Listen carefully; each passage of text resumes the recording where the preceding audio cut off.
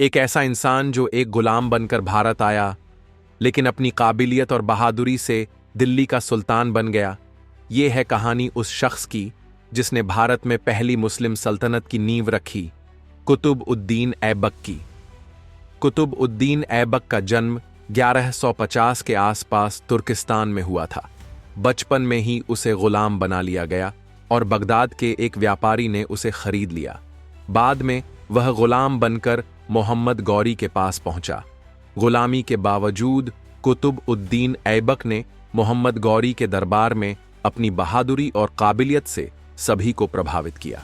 धीरे धीरे वह गौरी का सबसे भरोसेमंद जनरल बन गया। 1192 में मोहम्मद गौरी ने पृथ्वीराज चौहान को तराइन की दूसरी लड़ाई में हराया। इसके बाद भारत के कई हिस्सों पर कब्जा करने की जिम्मेदारी कुतुब उद्दीन को दी गई।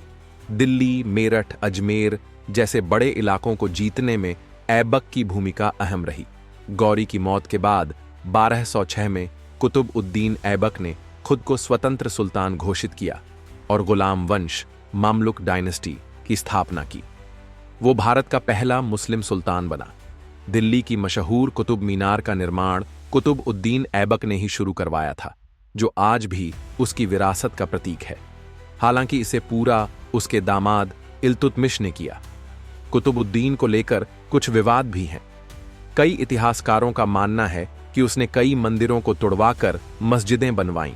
खास तौर पर कुव्वत उल इस्लाम मस्जिद, जिसे कुतुब मीनार के पास बनाया गया था, वो पुराने मंदिरों के अवशेषों पर बनाई गई थी। लेकिन कुछ इतिहासकार ये भी मानते हैं कि उसने ज्यादा खून खराबा नहीं किया और वो तुलनात्मक रूप से शांतिपूर्ण सुल्तान था। कुतुब उद्दीन ऐबक की मौत एक पोलो चौगान खेलते समय घोड़े से गिरने के कारण 1210 में हुई। उसे लाहौर में दफनाया गया। उसकी मौत के बाद उसका दामाद इल्तुतमिश गद्दी पर बैठा और गुलाम वंश को आगे बढ़ाया। कुतुब उद्दीन ऐबक एक गुलाम से सुल्तान बनने वाला शासक, जिसने भारत में एक नए युग की शुरुआत की। उसकी कहानी हमें बताती है कि हालात कैसे भी हों, अगर इरादे मजबूत हों तो इतिहास बदल सकता है।